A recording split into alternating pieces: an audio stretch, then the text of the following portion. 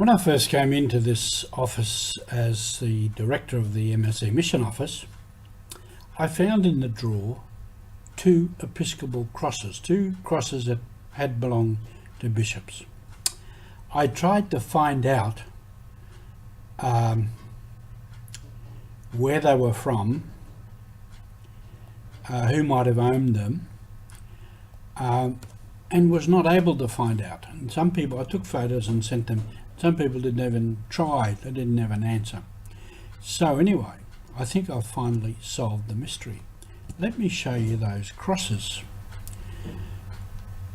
This was the two of them, this one and this one. And as I said, I tried to find out who had owned them, where they belonged, thinking I might be able to send them back to wherever they should be. Now this one, through some photos that I had, and I was able to get from the archives in the monastery here, a whole box of photos of bishops.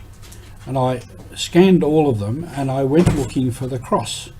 Now this cross had belonged to Bishop Vestas, who was the second bishop or second vicar of New Pomerania, which is now the Archdiocese of Rabaul, or part of it is. And you can see the cross there on his chest. And then I found the same cross was also worn by his successor, Bishop Schumacher. And Schumacher had been Bishop Vestas' coadjutor bishop, so he took over. And Bishop Vestas died here at Kensington, and he's buried up at Douglas Park. And so Schumacher took the cross and it became his to wear as the successor. The other cross was this one. And I looked through photos and photos and photos of bishops to try and see whose it had been. Until recently, I came across some more photos of Bishop Alain de Beaumanoir. And in this one, obviously, the cross is different. And that was of a younger Bishop de Beaumanoir. And then later he had this cross, which is different again. So that is not the same one. And then another one was this one. So far he's had three different crosses.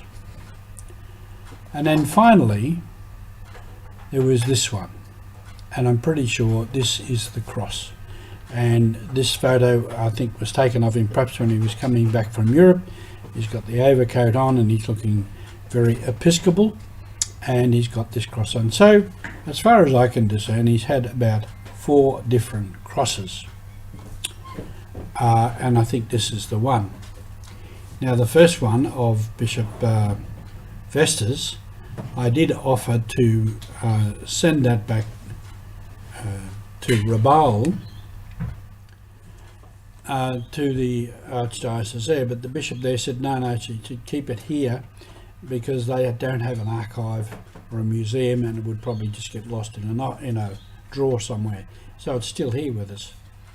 And the other one, I made an offer recently to our MSC Provincial in Port Moresby, and he said to send them up to him and he would put it in the archive. But anyway, I'll see find out where the archive is, and I'll think about that one.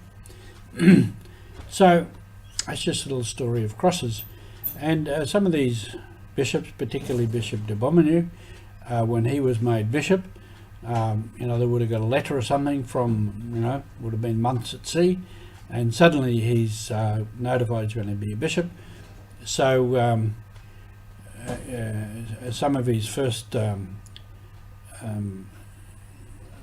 vestments as a bishop, the sisters rallied around and rummaged through probably all their treasures and came up with some material that was suitable, and they sewed it up for him. So some of the outfits that he got in looked a bit rustic, to say the least, but he was a bishop, and a great bishop for 50 years. So this is just some stories about the ring of the bishop, the cross, which, as I said, he was a bishop. He would have carried many crosses in his apostolate as bishop, and he wore many crosses also. Thank you for being with Mission Alive.